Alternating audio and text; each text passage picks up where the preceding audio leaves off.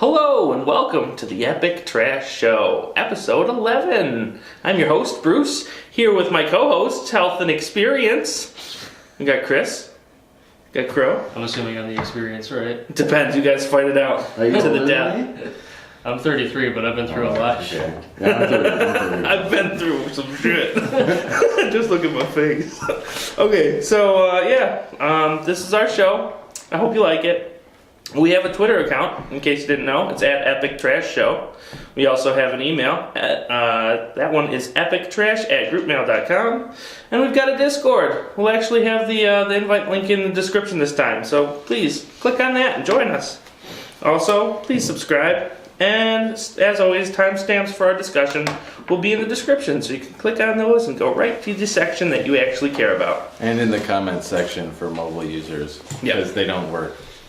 Perfect. Okay. All right. Also, we got a quick question of the week. What was your most epic gaming moment ever? And also, the challenge of the week. If you made some Garbo play in some video game that you own, send us your trash clips. All right. Anyways, today, the day that we're recording on Tuesday, World War Z just came out, and Chris and I had a little bit of a chance to play it. Yeah. What'd you think? I liked it. I streamed half an hour. There's like a first impression on the YouTube, and it's me just playing the first third of the map of New York.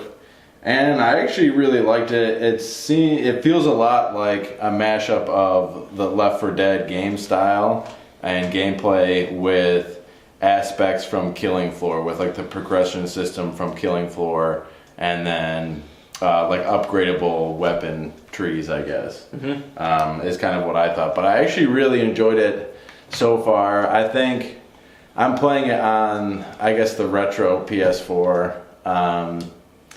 And it like just graphically, it doesn't really hold up too well for me. I don't think. I think like I think the cutscenes and like because of the amount of zombies, sometimes because they're procedurally generated, like sometimes you get like waves of like 6 or 7 of the same zombies that are like clothed the same way. Oh, I see. But I was just saying, like, the big thing, the reason I say, I think like the environments and stuff look really good, and like your player models look really good, but only when you get those big influx of zombie hordes, it's like I just don't think it really keeps up that well. And I even had an instance where the game froze on me, like in the middle of a horde. Okay. And I don't think it has when I was playing, I didn't notice. I was actually surprised with the sheer volume of zombies coming on the screen. They were all moving independently. The frame rate was,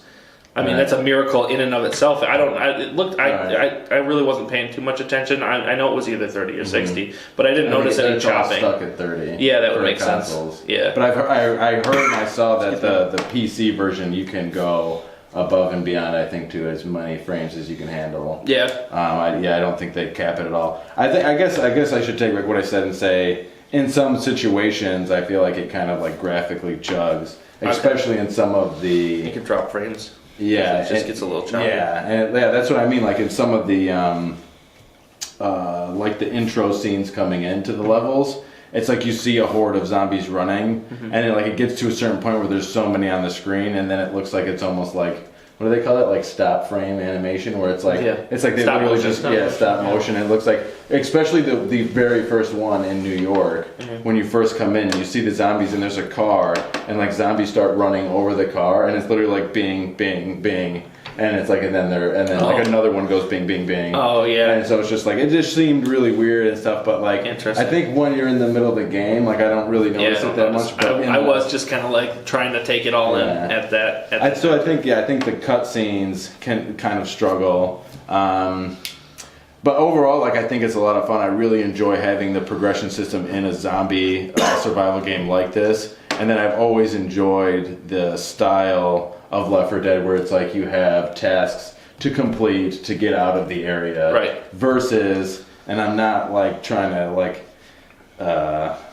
put anything down, but versus the COD zombies. I never really enjoyed it as much because it's just kind of like you go until you're done. and then if you want to start again, I you totally can. agree. I had exactly the same inhibitions toward zombies. It's funny because for that reason. I will give you that I will concede that might have been true up until Black Ops 1.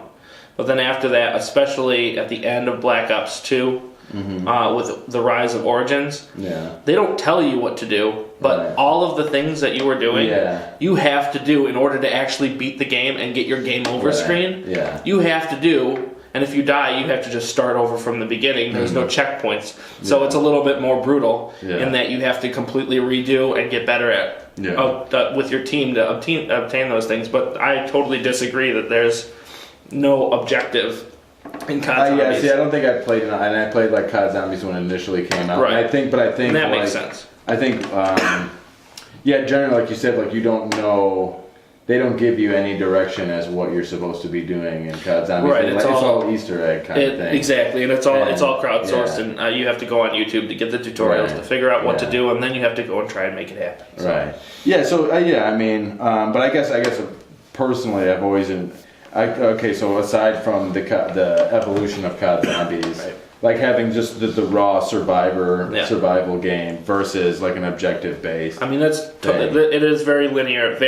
Much feels like Left 4 Dead, and I do enjoy the weapon progression system. It gives a nice meta that Left 4 Dead didn't have. Yeah. So it's nice. You still get this feeling of progression, and like the graphics, I enjoyed. I thought they looked like a really high level, like close up. They almost look like The Walking Dead, like with cell shading. Yeah. Which is interesting. Yeah. But it looks a little more realistic or Left 4 Dead-y. Yeah. From farther up. So then one of the other things that I really liked was that the different maps are like take place in different areas around, like I think there's like Japan or like Tokyo, New York, and then there's two other ones that I can't think of. But what was really cool is that when you start to play in the other areas, you play as 4 completely different people. So like the whole thing is supposed to be going on at the same time, and instead of like where it's Left 4 Dead, where it's like you kind of have the 4 canon people that you go through the whole game with, and then in this it's kind of like, you know, you're going to whole different parts of like the world. So it's like, why would you play with the same 4 people? Right. You know what I mean? Which is kind of nice. At the same time, with con, something that I didn't like, I don't think the voice acting, or at least the emphasis, like I feel like it's just kind of bad. I don't think like the recordings themselves are bad, but it's like when the characters are talking, the character models are talking, you don't see their mouths move at all and stuff like that. And like some of the missions throughout, like the one I was talking about, and you can see it in my first impression walkthrough, is like there's a train and you need to get supplies to the train, and then like every time you go back, like your dude's like, is this enough? And the dude's like, no, go get more. But it's like the same line every time. Pills here. Yeah. Pills. We got pills here. But that being said, though, there is still line, and I still kind of enjoy it though that it's like that. Yeah, it's campy a little bit. Yeah, but the other like one-liners and taglines that you like repetitively hear versus, but I mean, when you're in the middle of a mission and your guy's like, oh man, and then like you got to go get more again. It's just like it just kind of like takes you out a little bit. Yeah. But is the voice acting itself actually bad, or is no? it just like the recordings aren't bad. It's just like that nobody's really talking. Yeah, it's definitely a AA game for sure. Nobody's mouth, but that's kind of nice too, because that it is a AA, and that they priced it as a AA from release, so it's like $40. Honestly, if this was $60, I wouldn't pick it up, but I'm totally going to pick it up now. At 40, it's a good price point for me. And it worked first day. That's a miracle in this day and age. Well, aside from initially, like when I first booted up after I downloaded it, I guess I was like apparently installing something. I was apparently like still installing the game, so it wouldn't let me play multiplayer. It wouldn't let me connect to the World War Z servers or something. And I thought it was bugged, but like pretty much I played for like half an hour, 45 minutes, and then I left for maybe 4 or 5 hours, and then I came back and played for another hour, and then the install, it gave me a cue or a pop-up saying that it was done, and I was like, and then it connected me to the server, so I was like, oh, okay, so my game's not bugged, but I actually went on my phone and looked, and like other people were complaining about it being a bug, but I don't think it was. I think they just didn't know. There's no indication that you're like installing anything anywhere Oh, on right. on the PlayStation itself. Like it doesn't say. Yeah, it just does it in the background. game, right? They thought Yeah, they were just- being slick.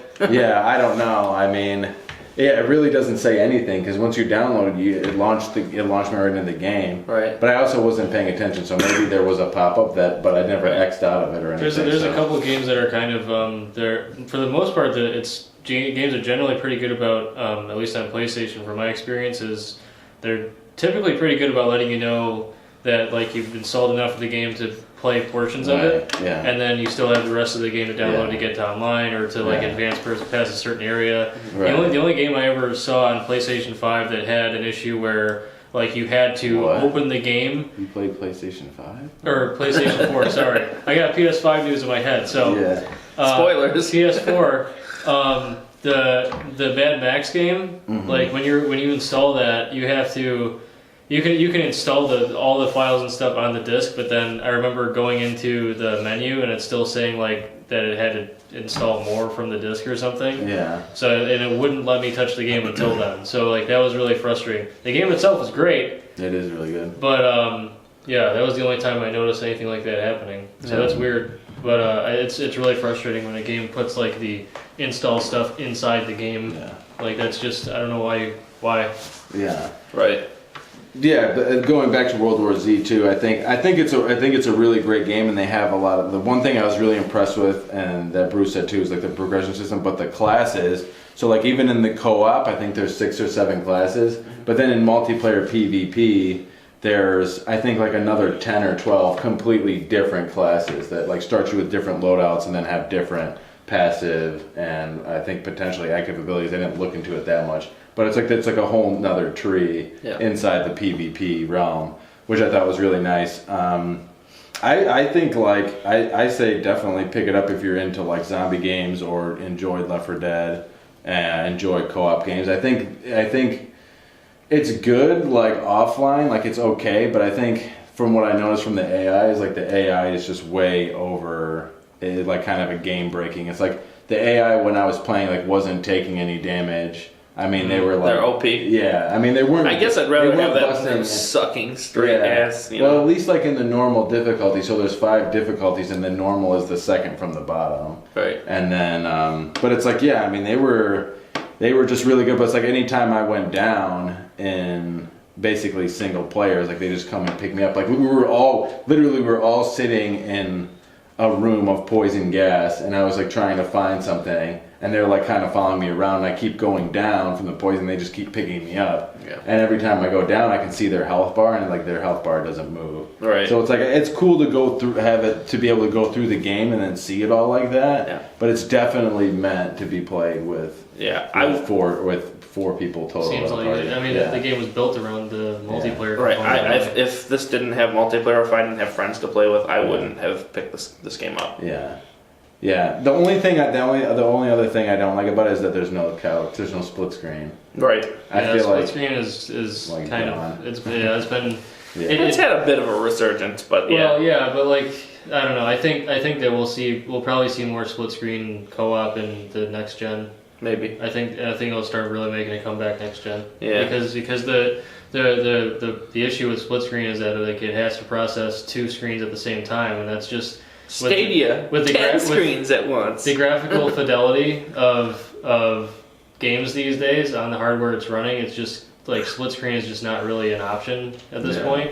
With some exceptions where like a game has like lower, much lower tier graphics, then they can get away with it. Right. Or like, because like VR, essentially every VR game is essentially a split screen game. Yeah. So like it takes a lot of processing power to handle that, and it needs its own separate box to do it, or Right. to have a PS4 Pro. So, that's the unfortunate side effect of like, modern consoles, just console gaming. Like not so much on PC, I guess, because like they have way more advanced hardware. It depends, but yeah. Well, typically, I mean, if you get like high end. Yeah. Yeah.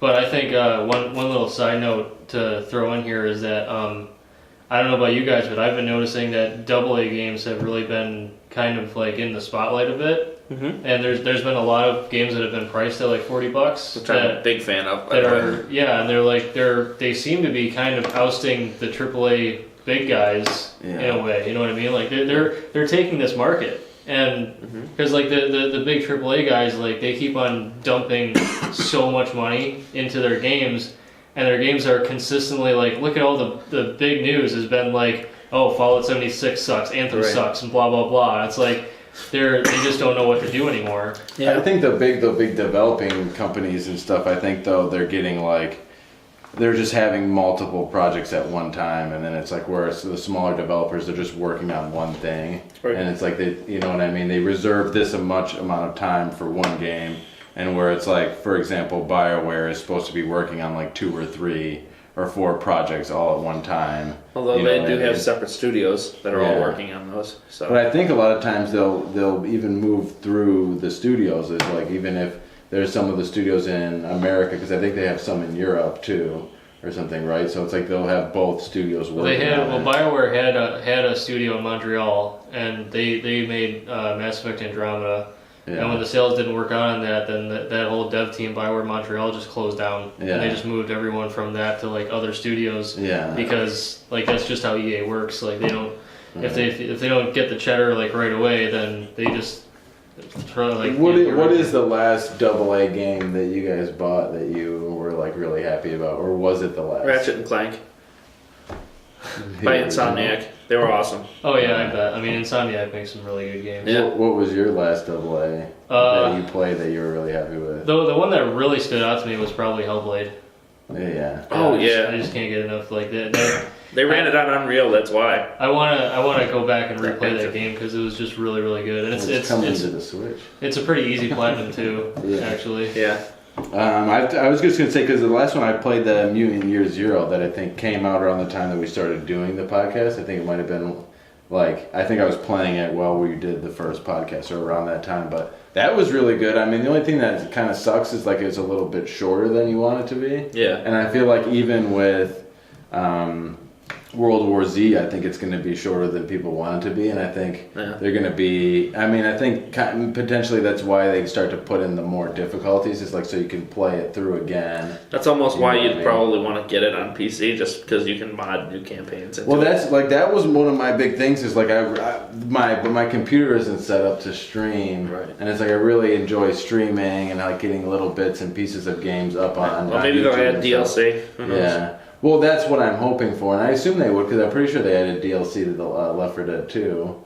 Yeah, I'm pretty sure there was more maps. But the thing that kind of, my big reason for wanting to get it on PC was because when I played Left 4 Dead 1 on Steam, like there was people making maps and like coming out, and you could just download them. You know what I mean? Before, while you're loading up into the game, it would allow you to download. The Doom remake did that. Actually, they had snap maps, and those. There were some snap maps that were really good. That's because Bethesda was going hard to try and bring mods to the consoles. And but that's what I was saying. With Left 4 Dead, it was modders who were making the maps, and then like, you know, you would just play in some random map that somebody put together, so that was something that I kind of want. I don't know if they're going to do it as much. I don't know if they're going to have like that custom matchmaking system where you can look at like everybody else's servers and then be able to load into like a map that you've never heard of and download it. Right. I would love to be able to see that more in games. Yeah. That'd be so dude, it used to be like when I was playing Counter-Strike 1.6 and like Day of Defeat, and that's all PC though. Like,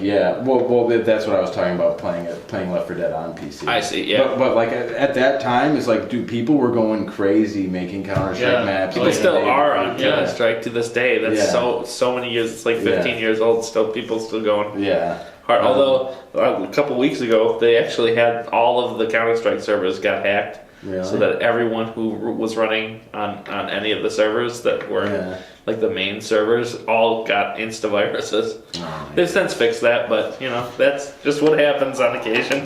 That's like tragic though, for like the couple days, or like at least that day when you like get something and you're like, oh my god. But you don't even know you got it. That's the thing, because like it's a 0 day, so the antivirus doesn't know about it yet. You know, it's like, oh yikes. Yeah. So I think so I say I enjoy World War Z, and like I also enjoy World War Z. I purchased it, so I'm gonna try to get through it by the time we do the next podcast, and I would recommend it to people who enjoy Left 4 Dead and zombie games, and who enjoyed Killing Floor too as well. So I like it for $40. I mean, unless you're playing something else. Yeah. you know, that you're really into. I mean, I don't think, similar to Mutant Year Zero, I don't think it's gonna, unless they keep adding new maps and potentially new guns or just any add-on content. Right. I think it'll have some like a pretty good longevity, but or quite a bit of longevity, but without any what do they call that, games as a service kind of thing. Yeah. Like without any of that, it's not going to go. I don't think there's just going to be that many hours to be played. Yeah, I don't think that's know? what this game was designed for, though. That's why they sold it for cheap. Yeah. So we'll see, and then so we're going to move on to the PS5 details. I'm just going to pull up an article on my phone and read it to you, just like the first couple of paragraphs, so I don't miss anything. I know the big thing is that it's definitely not coming out in 2019, and now my phone's not going to work. So this is I'm actually reading off the USA Today article, and it's basically summarizing an interview that was done with Wired. The interview with Wired, Mark Cerny, a lead system architect in Sony's PlayStation Group, discussed the upcoming system. Among the highlights, the new console will support higher resolution 8K displays, load games faster thanks to switch from mechanical hard drives to faster solid state storage, also known as SSDs, and deliver an improved audio experience. The new console will be powered with the AMD's latest Ryzen processing and Radeon Navi graphic chips. AMD all day. In addition to 8K graphics, the Radeon GPU will also give the new PlayStation the ability to support ray tracing for more realistic lights and shadows. They're the ones who came up with ray tracing. Who? AMD. And Radeon. Which will result in much more accurate imagery in games. AMD chips currently power the PlayStation 4. Sony also revealed that the PlayStation 5 will be backward compatible with PS4 games. Cerny told the magazine that the current PlayStation VR virtual reality headset will work with the next system, which will also still accept physical media, though it is unclear if that will be Blu-ray discs like the PS3 and PS4 or something else. The graphics combined with the support of 3D audio should bring added realism and immersion to the presumed PlayStation 5. Sony has yet to formally reveal a name for the next PlayStation, but it is largely expected to be called the PlayStation 5. It goes on to talk about a little bit more, but it's kind of not anything critical. So they're really making a go of VR. It's coming to PS5 official. I have an article from PC Gamer that goes over some of the details about the actual hardware that they're using. Like right now, I'm looking at the part that's talking about the CPU. Yeah. And it's I guess the PS4 had a Jaguar, which was a single core CPU, apparently, and it was running at 1.6 gigahertz. Or no, that was a 4 core. Was a Jaguar. Sorry. Yeah. The new one is going to be an 8 core, I believe. Okay. It says, and it's supposed to be. Let's see. PS4 Pro is clocked at 2.13 gigahertz. The regular PS4 was at 1.6 gigahertz. And where's the rest of it? Basically, it's saying, I'll just read it verbatim here. It's not overstating things to say that the Ryzen CPU upgrade will be huge. If you've played games on a PS4 or Xbox One and noticed how many struggle to maintain 60 FPS, sometimes even 30 FPS, he says, I think this CPU is often the limiting factor. With all the AI, physics, and other world state calculations that need to occur, regardless of the graphics quality, Jaguar cores are simply far behind the times. A Ryzen 3000 CPU could potentially be 5 to 10 times faster in real-world gaming performance. So, ultimately, like as far as consoles go, it's gonna be a pretty big jump. Yeah. It's just the irony of that statement is that, like, it's leading right now, but by the time it comes out, it's going to be 2 years old. Right, so and it's that was kind of the same issue with like the PlayStation 4 on launch. Or all consoles, really. Well, yeah, because like it takes time to make like it. consoles used to be kind of like if you want to get into gaming, you get a console, like you get a Super Nintendo and stuff like Right. that. Because like back in the day, in like the early '90s or whatever, It was cheaper and more powerful to do it. yeah. But like now, it's like consoles are basically just for Just PCs, the really. ease of use, Yeah. and like they're it's just a different, like you're a PC gamer and a console gamer, like you know the differences. Right. There's a reason why some people would pick up a console versus playing on a PC. Yeah, you just get into the game, and it's cheap. Yeah, it's money. Yeah, I mean, Well, that's what I was wondering. That's what it makes me think is like when they talk about all this kind of like cutting edge hardware,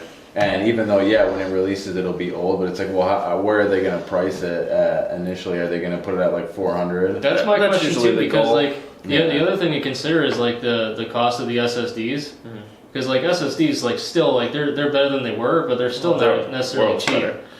But like I mean, yeah, Depends. but like I bought like I bought an SSD for my son's Wii U, Yeah. which was like I think just a 256 gig, Yeah. but that was still like at the time it was like $100, and that wasn't Yeah. very long ago. Right. So like if you want to have like a 500 gig SSD in a PS5, Yeah. what's that going to cost you these days? I don't know, about $150, $170. So $170 out of The 400 they have to work with, yeah. But you gotta understand that these people, they're buying in bulk, so they're getting huge corporate discounts. yeah, but I don't know. It still seems like, because like I know that the technically that PlayStation 4 was, I think, sold at a loss. Well, I mean, it was. So Yeah. they might do the same thing with this, because like Yeah. that I'm would not make even sense. like I'm because like I really like hard copies of games. Right. But like I still have a massive digital library, and I had to get it to the point where and especially because like they make you install the game on your hard drive now anyway. Right. It's not like PS3 where you just throw the disc in and all the data is just right off the disc. It's Right. like you install the stuff on the hard drive. Right. So like you have to have like this massive hard drive to have if you're even like a semi-active gamer at this point. You know what I mean? Like, cause it's so even with I have a 2 terabyte external drive Yeah. and a 1 terabyte internal hybrid drive. Yeah. And so that's like altogether 3 terabytes, and I'm still like basically on the cusp of storage. But you must keep all your games like ready to go, like basically in your apps. Well, one of the Where it's reasons, like you could just start up any of those games at any time, right? the vast majority of them, yeah. Yeah, because like I have a really big library too, but most of my games go into the library when I'm Yeah. done, and like when I start to pull new ones out, Yeah, or get new and ones. Then that's they're one of the like, reasons why I got the external Yeah. drive, because it was getting so tiring to be like, oh, I feel like playing this one game I hardly touch. Right. But then it was like, I don't want to sit here for 5 hours downloading it again. Right. Yeah. So I was just like, screw it, I'll just go get an external. And that's one thing that's going to be really interesting is to see it, like, because it's an SSD. I don't know. I would assume because it's so fast, they were saying that it's going to take a 15-second load time. When they did the demo, they took a 15-second load time and brought it down to 0.08 seconds. Yeah. So, or 0.8 seconds. So it's like almost a second. So that's 15 times faster. That's got to be an M.2 drive. So I would assume that they'd keep these really small drives, and then if you want to add more storage, how's that going to work? Are you going to be able to? Is it going to have to be solid state? Like, Well, I don't think they're going to change that aspect very much, because they've been really good about letting the end user expand their own hard drive space. right, but if that's the case, then you'll have to like preload certain games into the fast hard drive space. You know what I mean? Yeah. Well, So- maybe they'll like put it on like a rotating clock kind of thing. You know what I mean? Maybe. Like, I don't know. Like you get a new game, so that's like the current like front loaded game on the drive. Right. And then It rotates out. yeah, and maybe they can These do are it your that way. fast I have games. no idea. But like I think I just think it's kind of funny to have that we're essentially in a way we're going back to cartridges Kind of. after all this time. Like the last cartridge games were Nintendo 64, Yeah. and we're essentially going to like internal cartridges at this point. Yeah. Which, I don't know. More or less, pretty Well, much. that's what I was kind of curious. Is like everything's backward compatible, but it's like if you're a lot of your game library is digital, are you going to be able to just kind of like when you go into your new PS5, are you going to be able to? You'll just log in with your new one and then And your download it. library is gonna Probably, be yeah. there? Yeah. Most likely. Yeah, because the problem with why PS4 wasn't compatible with PS3 was because they got in their head and they thought they were all big and bad with their cell processor Yeah. that was every developer will always complain about how hard it was to develop for that And thing. to be fair, like the cell chip itself, like Super powerful. as a hardware, was extremely ahead of its time. Right. And like they dumped a lot of money into it. But Which is why the PS3s cost like $800 at launch. Right, and that's why all these PlayStation exclusive games look so awesome because they could take advantage of the near hardware. the end of the life cycle of the console, because that's when developers were finally starting to get a hold of it. Right. And it took them like that long. But PS4 and PS5 are basically just PCs, so Yeah, anyone pretty can much. develop for it super easy, and it's backwards compatible because I it's the think same stuff. I'm hoping that they're going to throw in that PS1, 2, and 3 are also going to be playable. And I don't know if it can be done because like Isn't that the PS Now or whatever? PS Now is they only put so much stuff on. well PS Now like they only put so much stuff on it, and it's also like you have to pay a subscription for it. Right. It's like if I have a big library of PS3 games, Yeah. just let me put the disc in and let me just play it. Like Well, they'll have to rewrite the entire game for the new architecture. they can run a software emulator. Right, and that's what they'll have to do, and that's Yeah. what the Gaikai PS Now was, you know? Well, yeah. So but that was their solution for that. But like, it's toss a software emulator just on the console instead of trying to like fish me through PS Now and pay a subscription. Right, but that's the other thing is right now PS3 is kind of a beefy system. Like I don't think there's any good PS3 emulators out right now, so that's like a feat in and of Right. itself. So like, if anybody can make a PS3 emulator, because like I remember having the same issue with like PlayStation 2 games with the emotion chip. Right. Was like it was really hard to emulate PS2 games on a PC, even a PC that was like Beefy at the 3 time. times the processing power of the PS2. Right. It's like it was still a rough ride to like try to get a PS2 game working well. Yeah. And reliably. Maybe and so, the PS5 will pull it off. they when Sony did the PS3 and they did backwards compatibility with PS2 games for a while with that. Some of them had like the emotion chip hardware in the console, right? And that's So, when like, they sold for a serious loss on those. Yeah, and well, no, actually, they took that chip out, and that's how they were able to reduce the price. Right. So they weren't really selling those at a loss. Like they took the chip out and decided to just scrap the backwards compatibility altogether. Right. Yeah. To reduce the price because like nobody was really using it. Right. But anyway, like if someone can make an emulator that can run their past games well, it's gonna be Sony. Like make an emulator for your own stuff. Put all the BIOS info in there. Put everything you need for all the different regions and everything like that, and just to have it like automatically read what game is inserted into the drive or whatever, and just emulate it software wise. Like if it's licensed, if it's an emulator that's made by Sony and it's an official Sony software, then I see no reason why they wouldn't be able to incorporate that kind of a backward compatible system. And like. You don't have to have it so that and I know I'm taking up a lot of the talk time here on this, but there's a lot of ideas behind it, and like it would be really good for their publicity, if nothing else, to try to make that happen. Like PS1 games catch up with Xbox. Well, I mean, yes and no. Like, but it's just because like I had if I still had them, I would have had like. Probably 100 PS2 games by now, still sitting around, and like another 90 PS3 games still sitting around in my library. And nobody wants to have like a whole bunch of consoles in their entertainment center to play all their little games. So I don't know. It seems like it would be plausible, especially with hardware on this level. It's pretty advanced hardware especially for a console. If anything could do it, this would be it. Yeah, this seems like the right time to bring it back. Yeah. So I say they should do it. Well, speaking of bringing old things back, Super Meat Boy Forever. Actually, want to talk about 8K.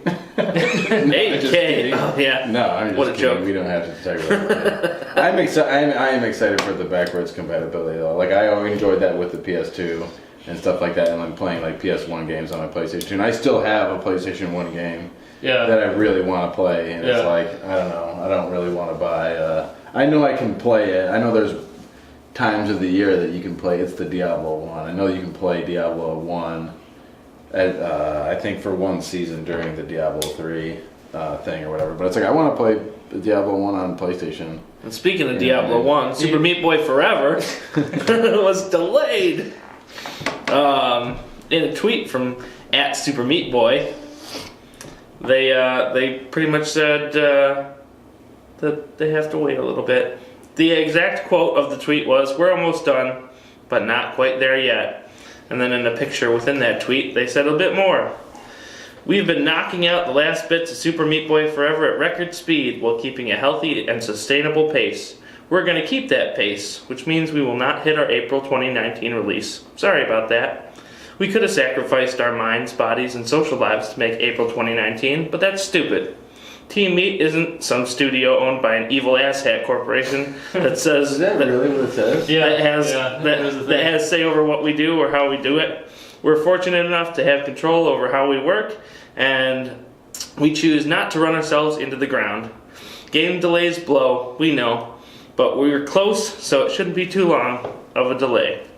The next trailer we drop will have a concrete release date, but until then we're officially launching after, but not too far after, April 2019. Who wrote that? Super Meat Boy. Their official Twitter account. Oh, really? Yep. It doesn't say, it doesn't have like a author or anything? At Super Meat Boy. Oh. I didn't know if there was somebody behind it. I feel like there's more. I'm still working on it. Oh, were you? Oh, This past weekend, we're telling this to his 150 characters. This is a picture within Oh. the, yeah. We'll post that up when I'm reading it.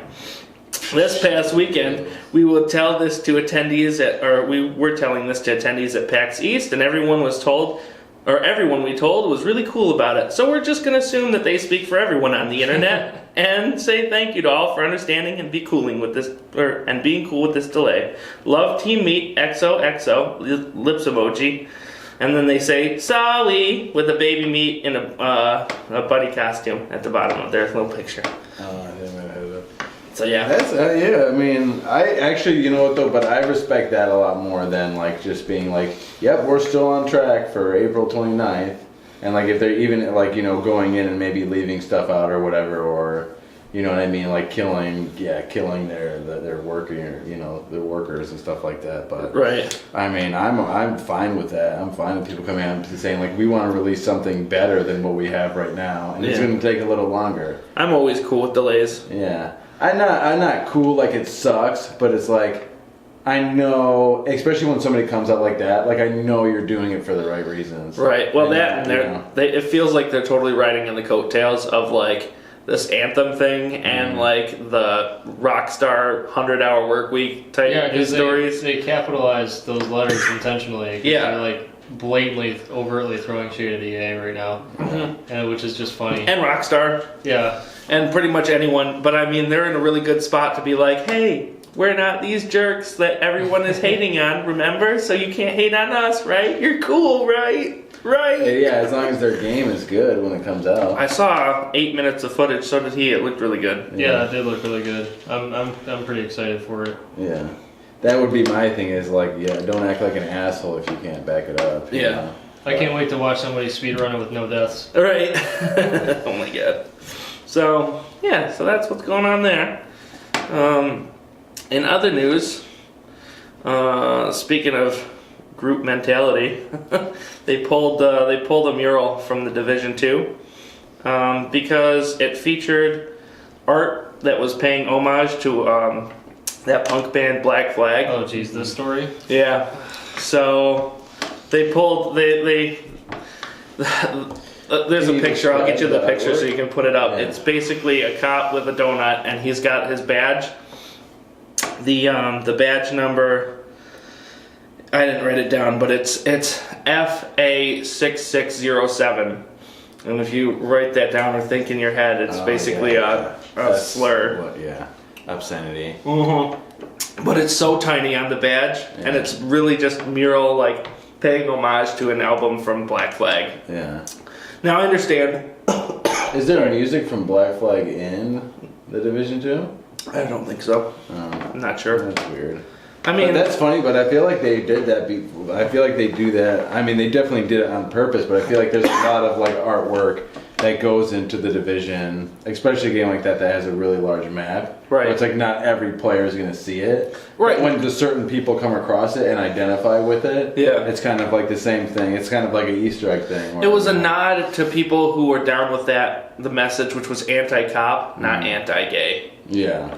But you remember, but they used to do that all the time. Like remember, like the old the Tony Hawk's games. they used to have like hidden walls that you could like only see through from certain points, or like if you went like there'd be a little dead, out outside the map. But then also like sometimes if you rode through like something and then turn around and looked, it would have like somebody who had a hand in developing the game, or like somebody who had, you know, little Easter eggs. Yeah, they had them like all over the place and stuff, and I feel like they don't do that much anymore, you know. I mean, well, they partially don't do it probably because of this kind of fake outrage bullshit. I mean, honestly, yeah. I mean, it was a homophobic slur, but like the thing is, like if you understand, it came from an era that is not right now.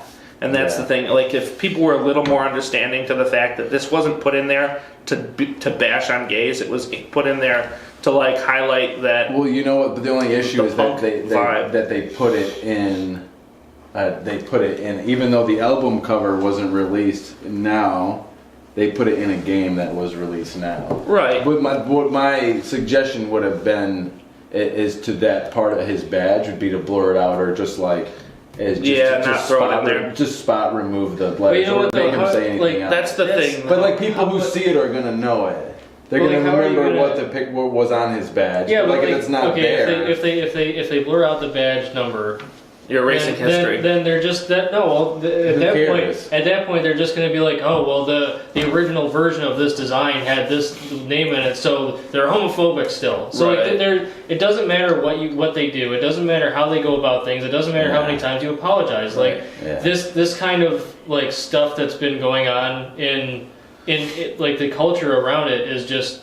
You cannot win. You can never be right. Right. And no matter how many times you apologize, it doesn't matter because you're still the bad guy. Right. I just don't I just don't like that they removed it with a patch, and I don't like the fact that they're censoring art as an expression. You know what I mean? Like art has a right to exist. You know, that's always been my. Well, I saw somebody, because I was looking at some articles when that story first broke, and some of the comments were people saying like, oh well, nobody's censoring them, they're censoring their own art. And I'm like, yeah, they're doing it out of like a lot of pressure from some like internet outrage mob who doesn't like to see a name with numbers in it that's in reference to an old punk band. Like who really cares? Like there's that's the thing though that you have to understand now is like, especially when you're gonna put something in like that, it's like, okay, is this like we want to reference Black Flag? Do we want to reference this artwork, or should we reference something else that's safer?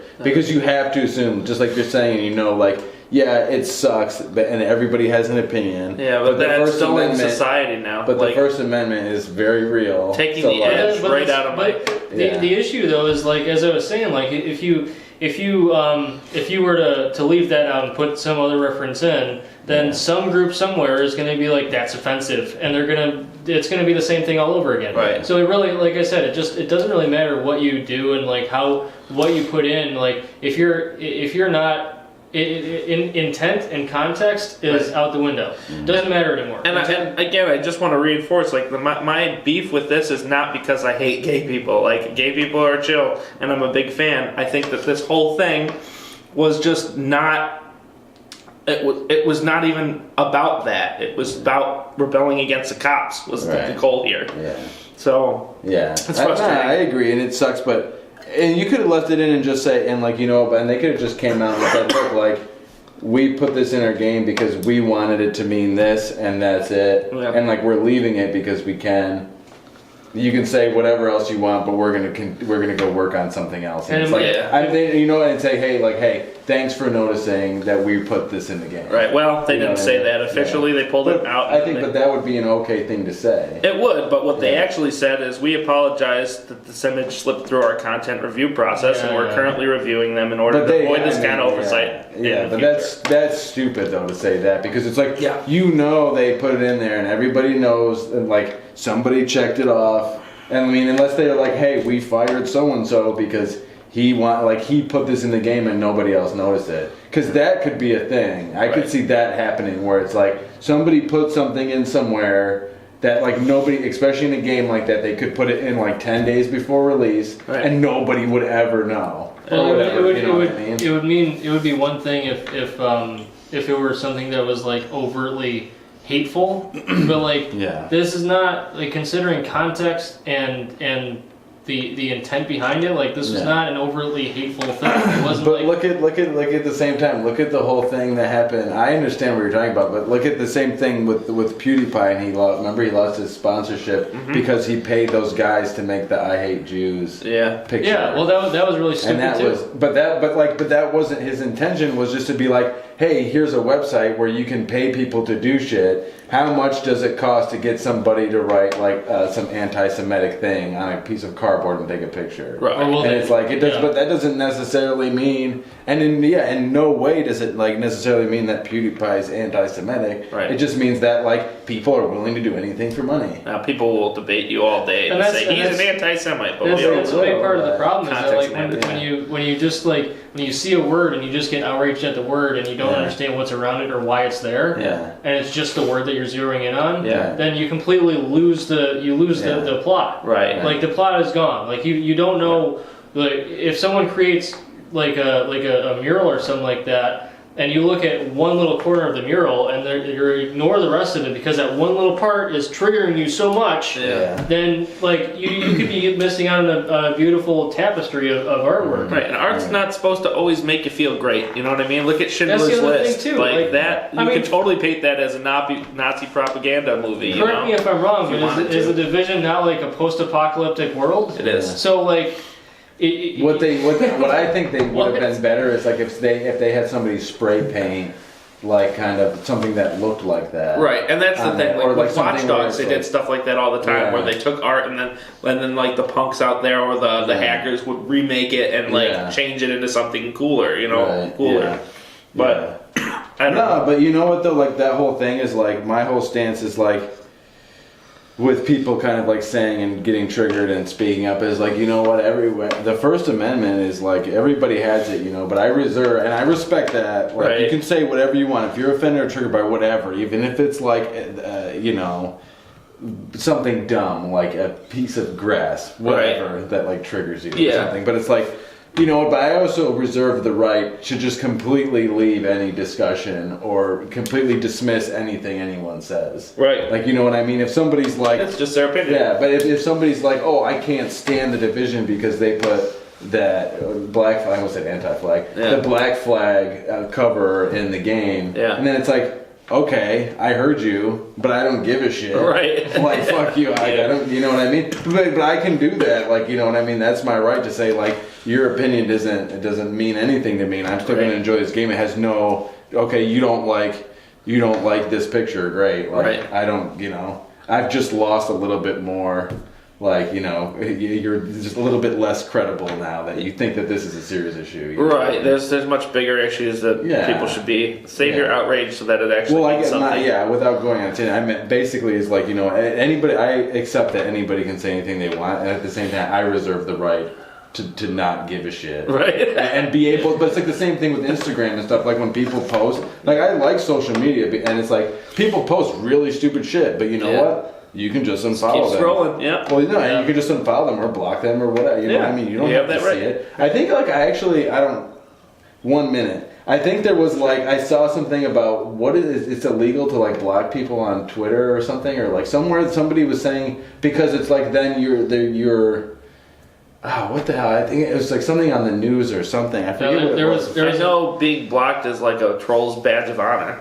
But it's but like, it's but not no, illegal. like somebody there was was a judge who in a lower court who deemed the President Trump, it was specifically related to his tweets, that like he couldn't block anybody because then he'd be inhibiting their ability Free to see speech, important national information from the president. and Right. stuff. Yeah, because that's how he dresses the nation. Yeah, so then you get into the whole debate of like is Twitter a private publisher or is it a platform? Right. And you know that's I heard it on like something during. it's not illegal to block people though. Like as a Well, no, state. but I remember them saying like but he can't block people because Yeah, then it because he's a infringes on, government but it official. infringes on their First Amendment. Right. It should be Yeah. illegal for you to block at Epic Trash Show, though. They say. Yeah. I Ring the bell. Nobody. I think social media is just cancer. Yeah, you would think that. I do think that. It's fair. Yeah, all right. It Yeah. has. Well, That's our free speech rant. on to more depressing Ubisoft news. Yeah, so whoever, in case any of you haven't heard about it, the Notre Dame Cathedral caught fire, and it was a big disastrous mess. The building was finished. It finished completion around 1300s in France. Took 200 years to build. Yeah, 200 years. It's been around for a very, very long time, and it was featured in Assassin's Creed Unity, which was the game that was based in France. Interestingly enough, there's a possibility that the developers at Ubisoft who built Unity might be able to help them rebuild the cathedral, the spire and stuff like that, because they modeled the cathedral and stuff. They do a lot of that in their games. Which is an interesting idea that, like, in a way that a video game might be saving a real life, object like that, especially one that's that old. Yeah.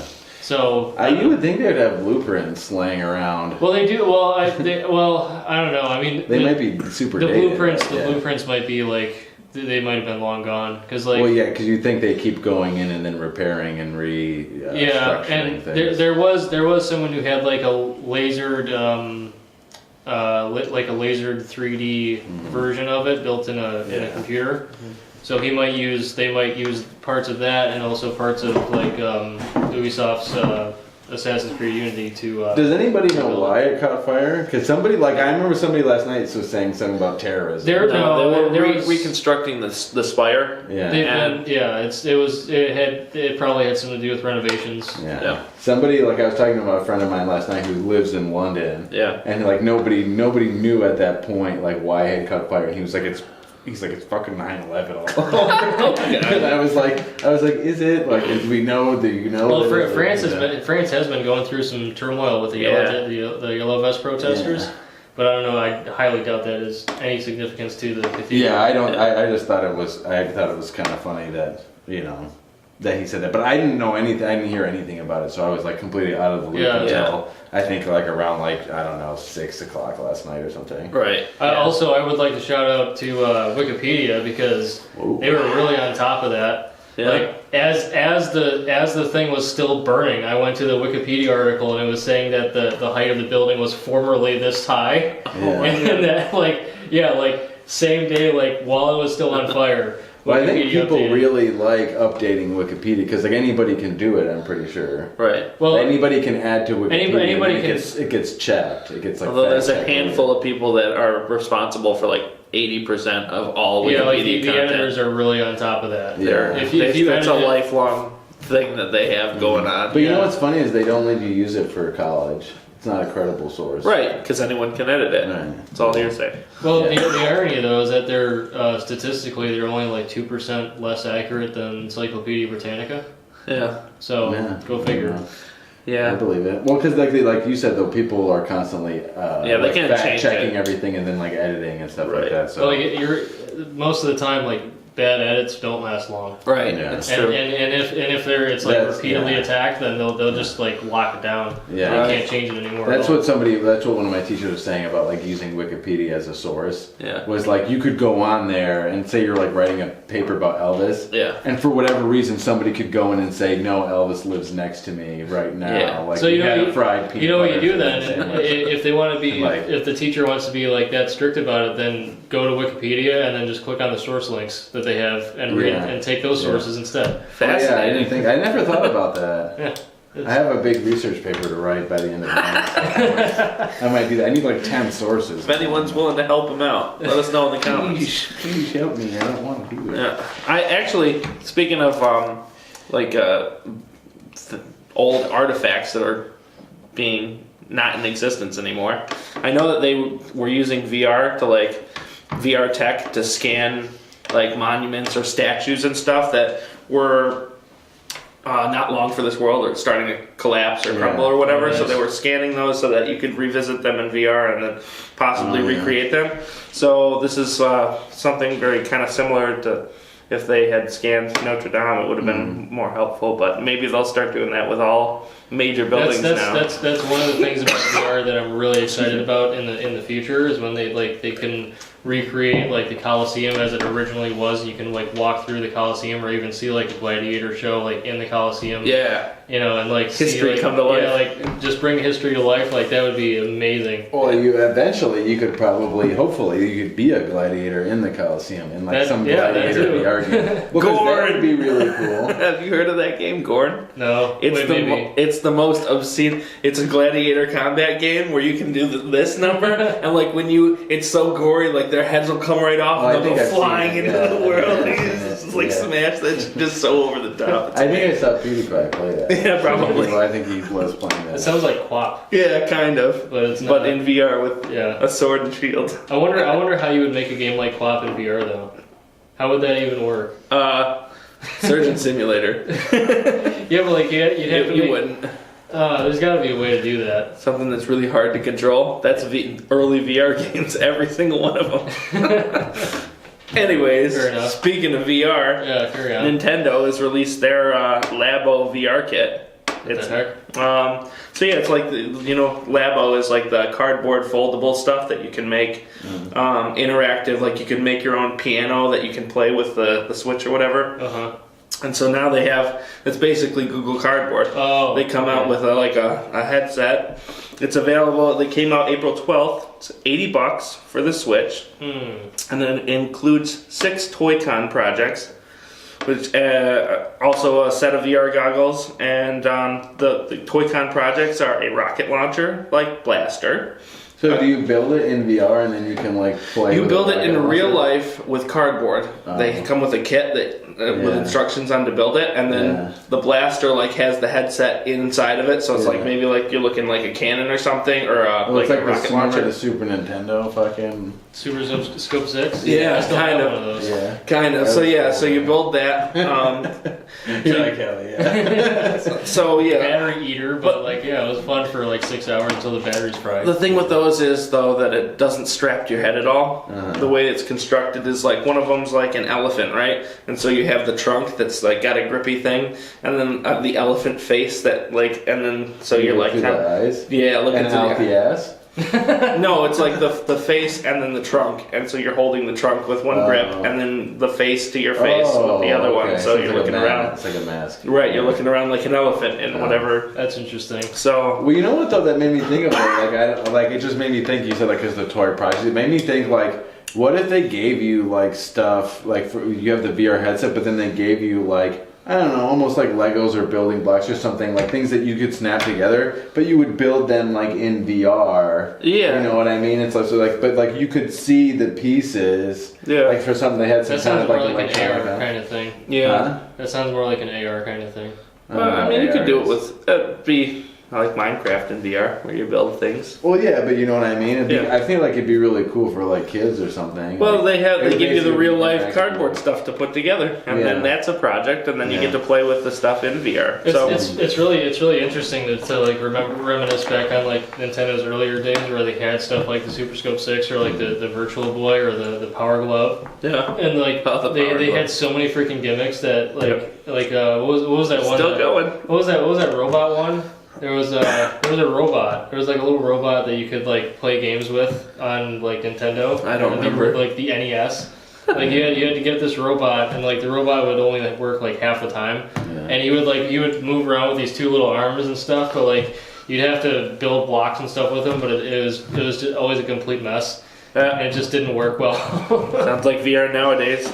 I just remember like the Nintendo pad and like it was like the Olympic Games video game or whatever where you could like the tracks. Oh yeah, Track Star where you run in place. Yeah, Dance of yesteryear. They had like the hurdles though where you had to like jump off the pad or like at least that's what everybody thought. And like I don't know. But everyone really just went out on their hands and knees and went. Yeah. I never did that. We would always like look run at on this the guy. thing. He's the Track Star for real. Well, bro, I mean, I was really young. You know what I mean? I was a little kid. Yeah.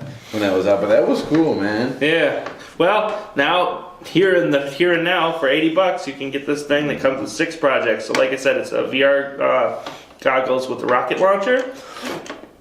Excuse me. A camera, so you can build a little camera that you can take pictures with. A bird, a wind foot pedal. It's got like a little flappy that you press, and then I think that goes along with the bird. And an elephant, like I said earlier. Nintendo's always done some really weird shit. Yeah, so if you didn't want to buy the whole thing, you could get the VR starter kit, which comes with the blaster for $40, and the blaster and the VR hardware. And then it has 2 expansion packs. Dude, when are they gonna make VR Duck Hunt? I think they already have. Really? I'm pretty sure. That'd be cool. Yeah, it would. Like it'd be, you know, what'd be cool is if they like remake the gun too, like that. Well, they pretty much have lethal VR, which Yeah. is like it's essentially just target shooting in a 3D environment. Oh, okay. So it's pretty much like Duck Hunt. Yeah. So for those of you who care, the other 2 expansions come with 2 things each, and they're $20 a piece. So Elephant Safari. yeah. Yeah, and then I think there's something here in the lineup about some man named Reggie. You know Reggie. You know, Nintendo of America President Reggie Fils-Aimé. Eh?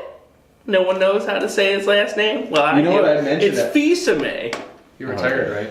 He retired, I think today's his last day. Oh, R.I.P. man. Reggie. Well, you're not I was dead. saying on one of our old podcasts to a guy at work who's like a big gamer, and like he immediately knew who I was talking about, last name and everything. Reggie, yeah. Yep. Reggie the man. He is so dope. But he just launched his Twitter account. He actually got the handle at Reggie. So hit him up, follow him, because he's awesome. So, short and sweet Talk there. about big names. Yep. Speaking of big names, big news regarding names for the PlayStation. You can finally change your PSN name. Oh, finally. How many Too years long. in the making for this one? When did they announce that though? April 10th. Yeah, that's. There are some caveats to that though. It won't work on everything, and there might still be some bugs to work out in the process. Correct. So far, if you bought any games that were originally published on or after April 1st, 2018, they're okay. Anything before that, they might have issues. Certain games have critical issues, Yeah, I was just gonna say. and that is described as the user may log in or may lose in-game currency, whether paid or earned, loss of in-game progress, including scores and progress toward trophy unlocking. Wouldn't that be all saved into your game data, or but if it's like Obviously not. Yeah. Well, I Well, guess you can, like, the game data probably saves it under your yeah. your current Depends on the user. game, Yeah, too. well, it's probably like I Like just Grand think Theft of, Auto? like PUBG is kind of like a lot of your stats and stuff are like they're kind of somewhere else. I don't think Right. they really save them on yours. And then how does that link up with the... Right. Yeah, so you also might lose UGC or parts of the game might not function properly. UGC is like online gaming servers, which is both online and offline. Also, PlayStation says if you have a game in this category, we do not recommend changing your online ID if you wish to continue playing that game without losing its entitlements or achievements. I think you've they already should bought just. or I think they should released. just let like even leading up to like the PS5, like and then change it at PS5. You know, I feel like that would be the smart move for players. Mhm. I don't know. I don't know if it's because of potentially the backwards compatibility. I don't know if it's still going to affect it, but it's like, you know, that would be a good point to say, hey, okay, now we're going to like let you change your name for the PS5. Everything and maybe anything and everything you played on PS4, you'll have your old name, but going forward, you know what I mean? Well, but I wonder if you change it, does that free up your old name, like for somebody else? To It does, It does. and it doesn't. Right. Well, that would be a thing that I think that you'd want to sort out. You would think that because there's more about this that makes it very confusing. Yeah.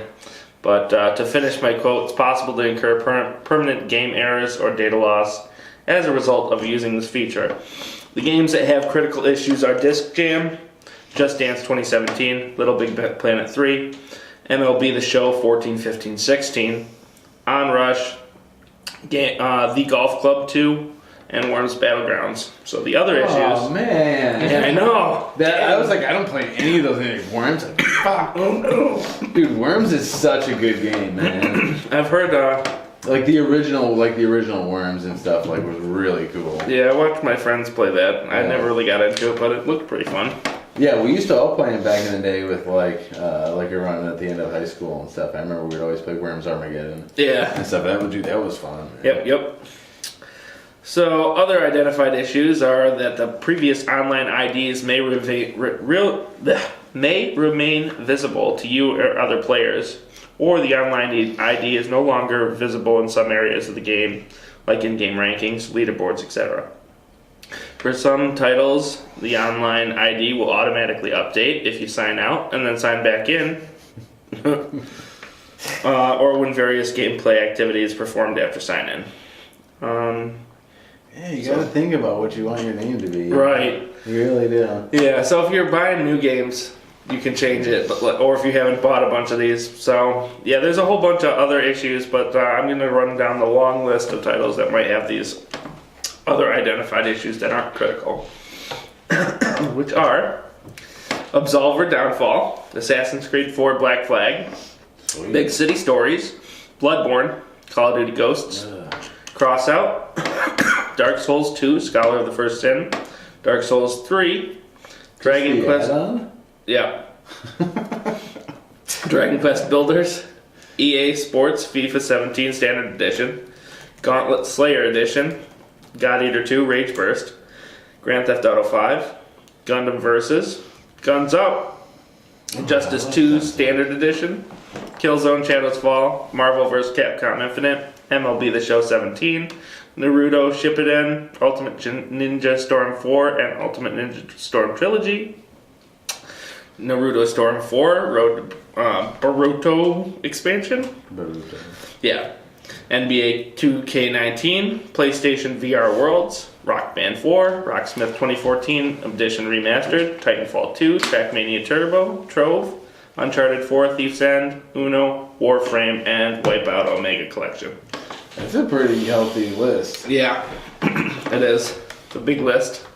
So if you have any of those games, you might want to reconsider. If you don't have any of those previously named games, though, go ahead and change your name. No big deal. Yeah, I mean, you'd really have to be somebody who's like kind of stuck in the backlog, Or just not I think care it'd be of any of heavily those affected, games yeah. if you lose your Yeah, expansions. I or think whatever. I would feel okay changing my name now because I really don't go back that much. Right, I and it's mean, like all those other ones, it's like, okay, your name might show up, not show up, or the settings that your control settings, you have to reset them or whatever, you know? Yeah. They're not game breaking like those other ones that were listed. Yeah. I mean, I think the only game that I've really gone back to that's been like a good amount of time was Darkest Dungeon. Yeah. And go back and play that, and it's just because that's a really dope game. Right. But it's like, I don't know. I feel like how many players nowadays go back and play old games? Yeah. Like, I do.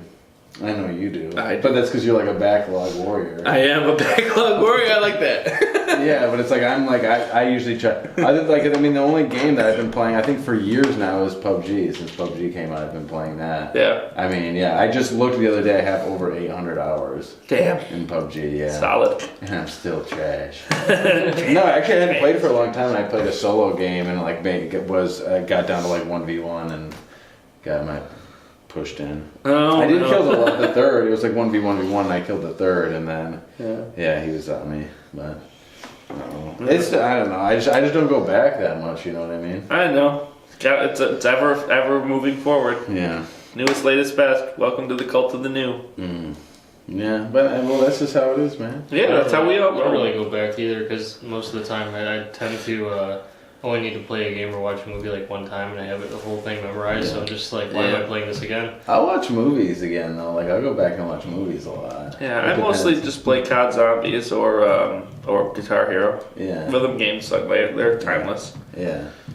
I can watch Jaws, man. Like, Dude, I mean, there are some movies that I can watch more for like 95% of the movies I've seen. I could be fine with never watching them again. Right.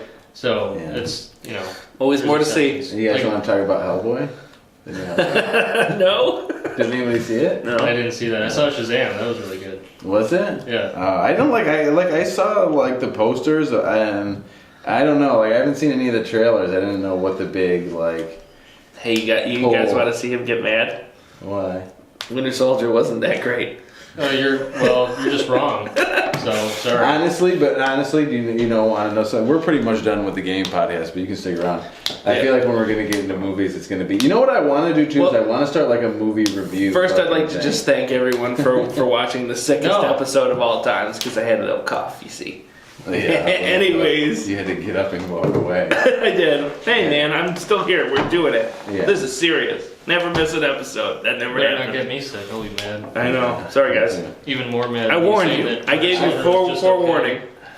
Yeah, honestly, but like, you know what? No, nothing personal. I didn't think the Captain America films were that great. But also, like where I am now in like with Marvel is like I'm kind of almost done with it. Yeah. Like I feel like they're just I'm pretty much like, I mean, I'm a huge comic book fan. Yeah. I love my comics. But how are you feeling about the movies that they're putting out? The movies are just getting really stale and redundant. Yeah, that's where how I feel. They're so formulaic, but like that's one of the That's things. why I liked Doctor Strange so much. It was so different. It was and Inception. It was nuts. I love that. It blew my mind. Yeah, Doctor Strange was one of the newer ones that were like actually It was just so different. original and different, but like it was introducing a whole new like aspect of the comic book world. Yeah, the like the dimensions and magic and stuff like that. That was all fairly new. Yeah, you know me. I'm a sucker for that kind of but stuff. like Winter Soldier was. It was good. I'm not gonna say it was bad. It just wasn't like. It's arguably the best movie the MCU's done. Yeah, we can have an argument about it. We can probably. I like a lot of the X-Men ones. I was a big fan of. But I was also like a really big fan of the X-Men. I think the X-Men were like my favorite intro to superhero movies. Yeah. My favorite superhero flick is Logan. That's what I was gonna say because you said the best Marvel. I thought like Logan was pretty. No, I mean like just the connected Marvel movies of like Iron Man and Captain America and all them. Like out of those movies, like the Winter Soldier is the best one they made out of that slew. Gotcha. But like with not the Avengers. Well, yeah, but like that's unrelated to like the X-Men, like all those movies. I really liked Civil War. There was some. Oh, but there was only like one good epic scene there. The airport scene. That's what I don't like. Is like in the Avengers movies is like there's not enough superheroes and supervillains. Well, the Like, first Avengers was really good because it garnered a lot of hype and there was a lot of build up to it. And but like, there's not enough. There's not enough delivered. Avengers. Well, like We need more Avengers. Well, Avengers too. Well, the thing is, like in the comics, the Avengers really is only like a 5 or 6 person team. Yeah. So like they're not. It's but not everybody's supposed to be a on massive call. team. But Civil War in the comics was like everybody. Well, the problem is that like people are associating like every new superhero that they introduce is like on the Avengers in some capacity, but they're not really. Like in Civil War, a lot of those characters were really just kind of like supporting characters, but they were not officially Avengers. I don't know. Iron Man. Well, no, they weren't Avengers, but they chose sides to be. No, they chose sides, but like anti. in the original comic book, it was like it wasn't just. Like the division, the amount of characters and the division between the two factions like that was much bigger. It had like that's what I wanted. And it was about way more than just Avengers at play.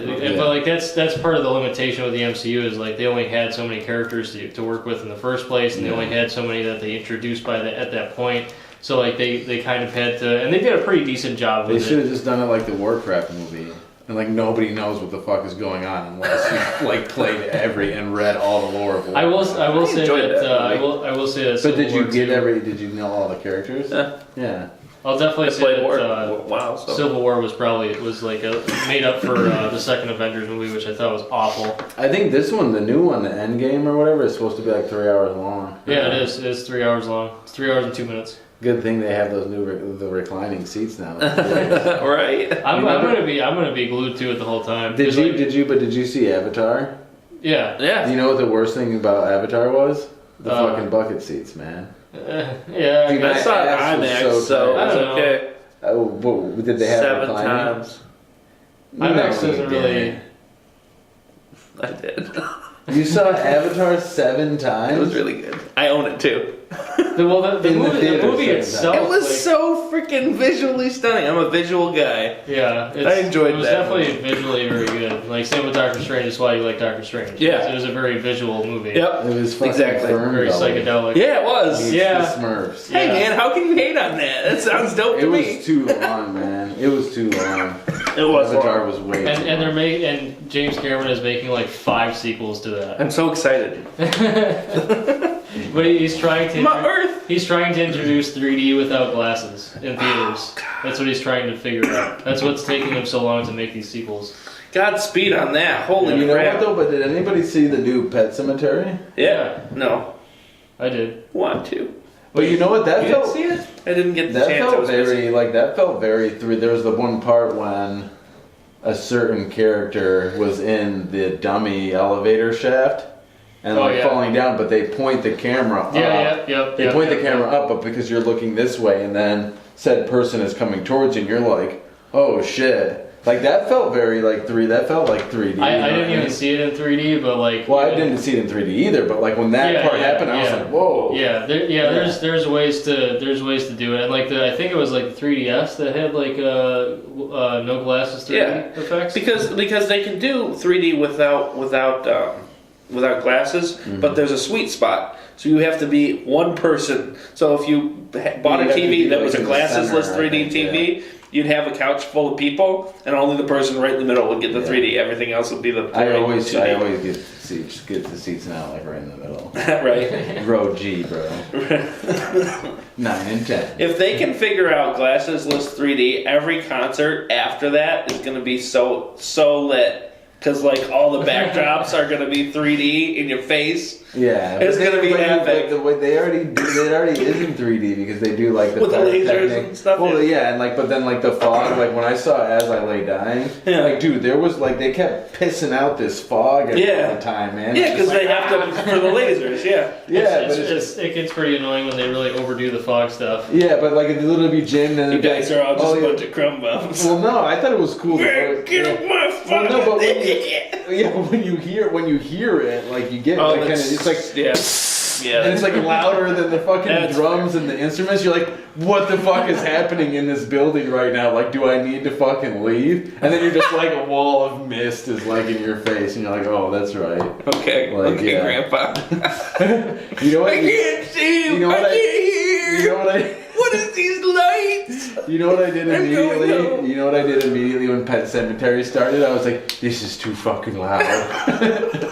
Because you know what they always do in horror films is they have the decibels like right up to fucking 0. Yeah. And then I think like in the theaters they like turn it up a little bit. Yeah. Like just so that you get that dynamic range of noise, and then you get like the really shocking parts and stuff. And you know what, man, and like you know what? After I saw Hellboy 2 is like I'm just so like back into the theater like world, or it's like you need to go see stuff in the theater because I mean unless you have like 7.1 surround sound at home or whatever, but like because like there was one scene, and I'm not gonna try to ruin it for anybody, but there's one scene in Hellboy. And there's a crystal ball in the room, and it's like rolling around this sphered room, and like it just continues rolling for like almost the entirety of the scene. But it's like in the sound, it's like that Dolby Atmos, man. Yeah, it's I think there's 70 speakers in theaters that are all just like that's crazy. Well, but it's the way that they 70.1 surround. Yeah, it's like the way that they design them. Yeah, and one of them now I think they have a new, or it's like under you. Oh, really? It's like a speaker under you to create the bass. Oh, the rumble seats. Yeah. And Speaking stuff like of that. powerful speakers, when I saw Pet Cemetery, there was some very powerful speakers in the very next auditorium. Oh yeah. That were completely fucking up the whole scene. And those quiet, creepy parts are the worst. In it was terrible. Like, do you know what movie was next to you? I was trying to figure it out because like, it was so. It was you coming leave through. And then look. No, it was right in the middle of Pet Cemetery. I'm like, I don't want to get up and leave and not know what's going to happen or what's going on. But like,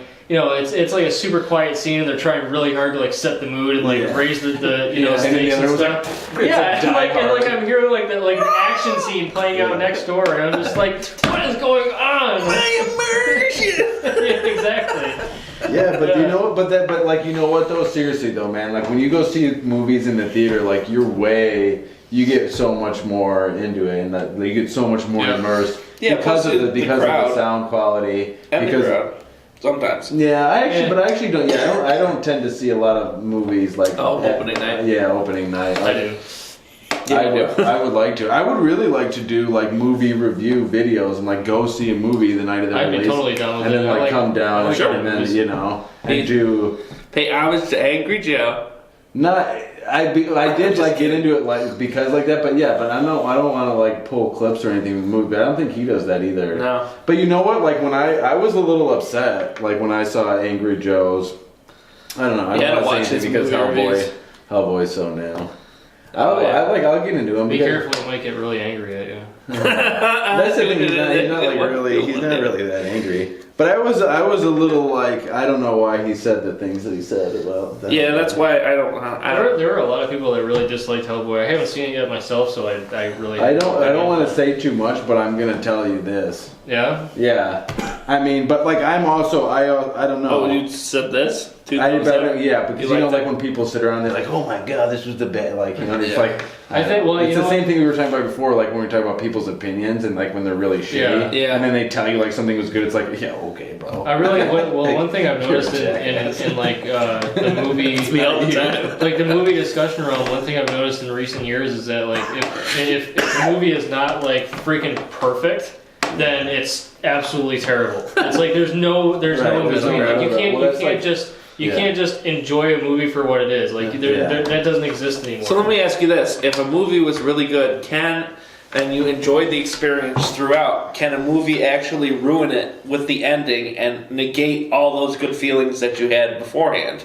Is that something that's possible? I really like movies like that, and I actually would love to write a movie similar to that, to where I don't know if I was saying I guess I don't want to say this right now. I'll say it after the show. Right, but I'll tell you one that like, and I'll tell you kind of like the reverse. But I didn't hate the film, but like a movie where the ending really made it. Did anybody see Old Boy with Josh Brolin? I've watched half of it. If you guys haven't seen the whole thing, please go watch the whole thing. Isn't that one of those bizarre movies? The like, but it's just like the I'm just gonna say that like the third act is like when things start happening in the third act, you're like crazy. You're like, this is the same thing. I don't like to like fucking, you know, ruin spoilers. Well, I don't like to like put movies on a pedestal because then like people go into them thinking like, right, oh, I'm ready. Right, yeah. That's like it's the same reason I don't like to watch comedies. Don't overhype them. Yeah, like Hereditary. Yeah, it's the same thing that happened to Overwatch. Yeah. I fucking hate it. I'm not a fan of Overwatch. Right. But because I think like the hype train is similar, I mean other things too, but it's like I hated Overwatch when they won the Game of the Year award. I don't know. I think the Rule 34 community kind of made up for it. It's fine. I don't know what that reference is. Rule 34? Yeah. If it exists, there's porn for it. I saw it on Snapchat. That's probably true. I saw a really funny story on Snapchat about a guy who had sex with like a stripper and we're gonna have to cut this part out. No, what's really funny is the guy had sex with a stripper in Las Vegas. Yep. And then he didn't wear they did anal and he didn't wear a condom. And then like he had this burning sensation for like weeks, I guess, afterwards, and like to the point where he was like couldn't go to work, stuff like that. And he was going to the doctor and like he didn't have any STDs or anything, and it was just like, I guess like a month later he was in the bathroom and he like pissed out like a pepper seed or something, and so he had a pepper seed like up his pee hole from doing anal with the girl, and it was like torching his cock for. Oh my god. Yeah. Yeah, no, maybe we should cut that out. It was really funny. No, I think we should leave it in. I'm cool with it. We'll just put a little warning and FW right at this point. That's terrible. Yeah. God. Yeah, you gotta be careful when you go on the back door. You know? Why? Why would that be there? Well, I have so many questions. Where else would it be? Oh, that's where all things go. That's a big yikes. That's an even bigger yikes. Well, but if you eat peppers and stuff, yeah. I mean, they all everything, you know. It's a big yikes. Enters and exits and all that. Oh. Yeah, it was really funny. But yeah, to go back to what we're talking about, I would love to make movie videos, man. Movie reviews. But I think the same thing. Like people. Critics nowadays, man, they're fucking relentless. Yeah. Well, it's not even the critics; it's also the audiences. Well, we want to make that happen. Just hit us up, hit me up like 2 weeks in advance, and we'll go see it. We'll have to try to pick a movie that's going to come out soon. Yeah, I wanted to see that Mama movie, or whatever that is. It called Mama? No, the horror one. La Roach. Yeah. Mama's old. Mama came out like 5 or 6 years ago. I thought that was Mother. I don't know. No, Mother is a. Mother is actually one of the. I think the same guy who did the original Old Boy is a Korean thing. Mother's like a. Yeah, I heard it was like a twisted movie. I wanted to see it. It's a. You're talking about the Korean one, or is it a new one? It came out like a couple years ago. Yeah. Oh, it's just called Ma. Oh, because Mama. Oh, that's that one where she has the kids over in her basement to drink. Yeah. That's coming out this weekend. I'm busy. You're always busy. Every time there's a good movie. That's why I said 2 weeks in advance I can make time. I tried a month in advance, and you're going down to Florida, and then it comes out. We have to go see Teresa's 94-year-old grandma. Wait, so are we going to shoot the next? She's been around 94 years. She can wait another week. I know she might not. That's the point. Yeah, we're gonna go spend time. Yeah. So. Well, no. So we're gonna shoot the next podcast Sunday, right? Because are you leaving Monday? Right. We're gonna shoot it Easter Sunday. Was the plan? Yeah. Fine with me. Yeah, I'm okay with it. We can just do it in the morning. I'm pretty sure. I'll hide eggs in the apartment. No, I thought we were gonna do it Monday. What? I thought because I'm leaving Tuesday. I figured because you're leaving Tuesday. As long as I don't have like some surprise event, I think that we could probably fit it in sometime on Sunday because I'm not doing much. Well, I feel like Sunday is just the best because then the show just rolls out the next day, right? Instead of like all this goofy crap I had of the week. Yeah. I thought the one we were talking about, the La Rancia or whatever. Yeah. I thought that's like a new horror film. Yeah. I thought that looked really good too. Same. It looked really fucking scary. Yeah. The best horror film of all time, of course, being Manos, the Hand of Fate. Have you seen The Babadook? Yeah, it's terrible. Dude, I was fucking shitting my pants. I love the ending. I didn't even see. You want to know what happened to me? I was watching the Babadook with a friend of mine, and so we were. Can we just recognize the worst child award for that movie?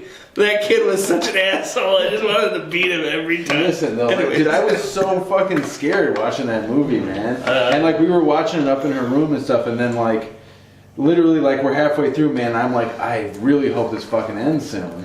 Because I'm like, this is fucking dude. It was exhausted, dude. It went out, and then you know what happened? The fucking power went out in the middle, and I was like, what? Oh, no! And then I was like, 4D. and then moments after I realized now I don't have to watch the movie, and I was like, I'm fucking out of here. That happened to me with what was the movie with the Japanese kid? Was it The Ring? Yeah, was it that was Japanese? It had the girl that came out of the TV. That was The Ring, and it was The Ring 2, or The Grudge. The Grudge. I own that movie. That freaked me out, dude. I was watching. I still get problem. I was watching it with my ex-girlfriend, the girl at the time, and I was watching and I'm like, this is so fucking scary. Yeah. And then after about half an hour, 40 minutes, she fell. Yeah, the fucking little boy. After about 30 or 40 minutes, I realized she had fallen asleep at some point, and I was like, oh no, then I kept watching it for 10 minutes, and then I realized I don't have to fucking watch this. And I literally didn't even shut off the TV. I literally just rolled over and closed my eyes and went to bed. Oh my god, that's. But I was fucking scared, man. But that was the realization I came to. Was creepy. I was I guess that just shows because I feel like I'm really desensitized because I've watched The Grudge, I've watched Hereditary, I've watched The Babadook, which to be honest when I was some people don't. The Babadook it to me it was funny. I was just laughing. Dude, I was scared, every 10 minutes. I was just like, "What the hell am I watching right now? What is this?" Yeah. But I grew up watching horror movies. I was gonna say, I'm so desensitized and jaded to them now. You are. Yeah. It's just. I'm so into them. I stopped watching them for a really long time. Yeah. Because they were just I had too much anxiety. They would just give me so much anxiety. You know what though? They would build up. But because of The Grudge, they're formatted, I think, a little bit differently than I have the hole into my attic. Yeah. It behind me on my computer room. Yeah. So I get the eyes from the attic watching me feeling, and it's freaky as fuck. I'm like, no, get out of there, run, lady. No. Somebody go. No one's actually gone up into my attic. You finally went, so I feel better now. You just gotta leave some cheese and crackers up there. Right. No, you're fine. Yeah, you know what it is though? So I can have squirrels. I want to see a horror movie that's some partially legit horror movie. Where the specter or the phantom that's haunting the house or whatever legitimately just wants milk and cookies. That's the only problem. You should write a horror.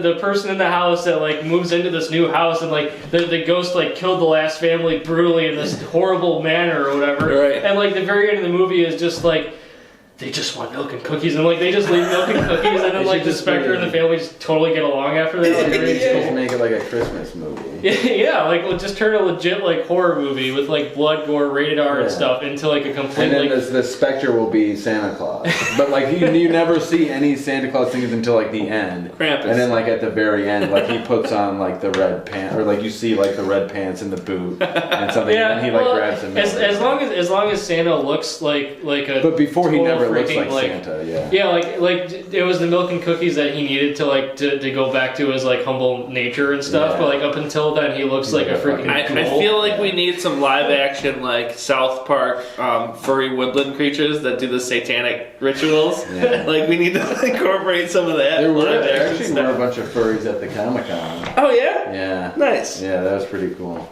But that's what I was gonna say. But you know, what you have to do like yeah, you become like desensitized to horror and stuff, and like that's what I was gonna say. Like those kids who were playing the VR game at Comic-Con, they were they had like the VR. I don't know if you hear what I was talking about. They had like the VR arcade setup, and they were doing like demonstrations with the game, and like they had the game where you go. Did you hear me talking about it before? Yeah. Oh yeah, so they had the Heights one. Yeah, dude, I couldn't fucking go out there at all, like to save my life. Right. I would not have fucking gone. See, I there. could if I know, like if I'm playing a VR game and like I know to expect that it to fall and stuff like that, like the front part of my brain where it's just logically like I'm in a VR headset, there's nothing wrong with this. Right. Like it overrides any sense of fear. I can't, whatever. This is not a real height. Fuck it. Right. I'll just go for it. Yeah. I think I just want to detach from reality so badly that anytime anything happens like that, it's like I just it's not that I don't believe it, it's I want to believe that it. And you know what I mean? And it's the same thing with the horror. Well, before I go to this, it's the same thing with the horror movies where it's like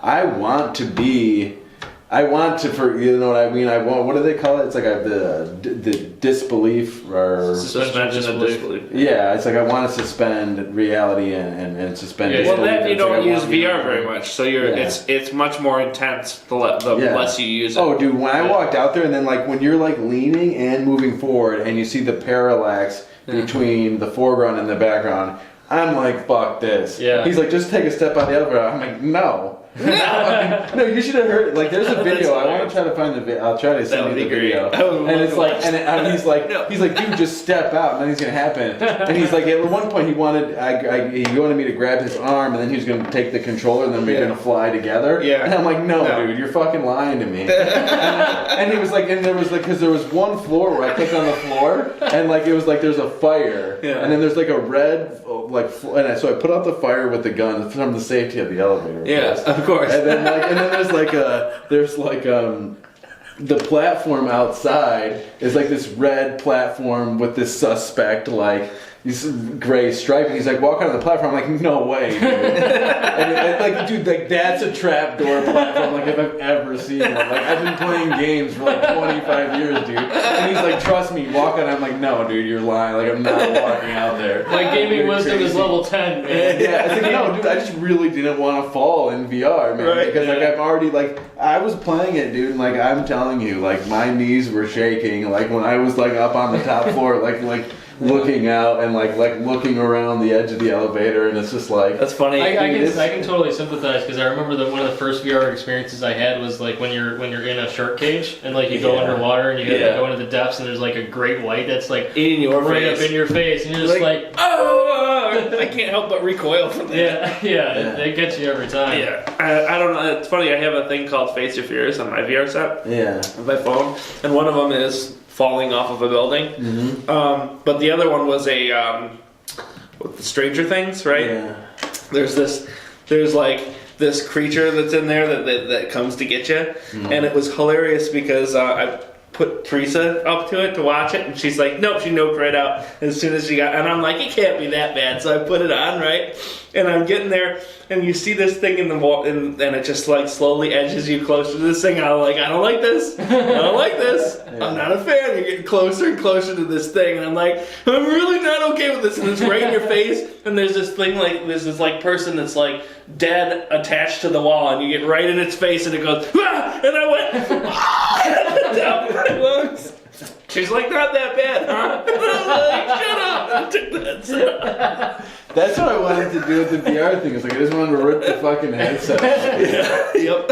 I will say that, like, I mean, I think that VR horror experiences definitely get me. Like, if it, falling from a great height in VR, no big deal. It's Right. like, that's whatever. Like, I know what to expect, but like horror VR is a little bit different. It's funny because like I am like really desensitized to like horror movies. But you're a like, little girl when it comes VR. to I'm just games. like, man, this is just. It's because you know why? It's like the next level for Because you have to embody that person. You have to take control. Yeah. As opposed to just watching other people die. That's why, like, you know what? Like, a lot of this movies scare me, like The Babadook, and I think, like, Mama was really scary, is because they have, and The Grudge is because they have, like, all the children. Yeah. In it. And, like, as a person, because you see the children, I think, like, part of the idea of putting children in a horror film is so that you relate your Empathy childhood towards it. experiences to theirs, and then you kind of start to retract into like your old state of thinking, like when you were a child, like when you were potentially like scared of going in the basement, like shit like that. Right. And then it just makes it that much more scary when you start to like, put yourself in the shoes of the child. Yeah, in or a for situation. people who are older, they start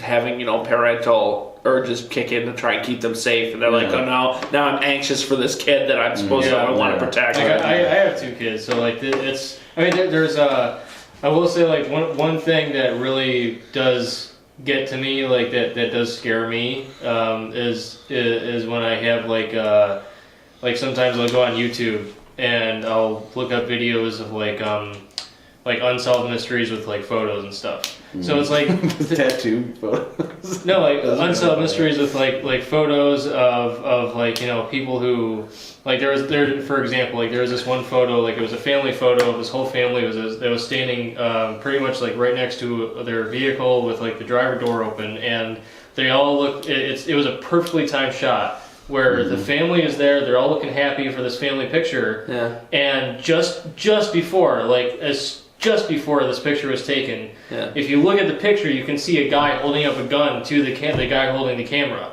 pointed straight at the camera. And that picture was taken just before this dude like murdered all of them. Oh god! So like Really? this like peak of this family's happiness, and like you see that just at the same time. Like so like I guess this picture. I want to see. Like real horror. Yeah. In the real world is stuff that definitely gets me. Well, you just have to be very careful with. Do you like those cursed images? Cursed images, I mean, I'm kind of like, I'm so skeptical and stuff that like cursed images don't really... Even photographs. They're not cursed, it's just, cursed images, they follow a format. It's like, if it makes you ask yourself, who the hell is this person?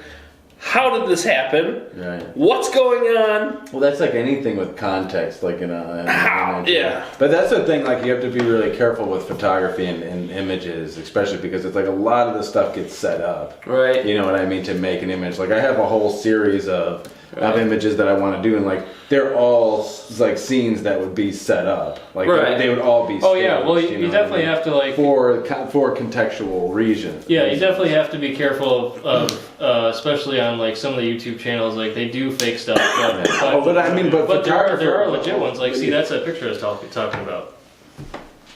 That's the gun? Yeah, that's the gun. The family has no idea that guy's there about to shoot one of them.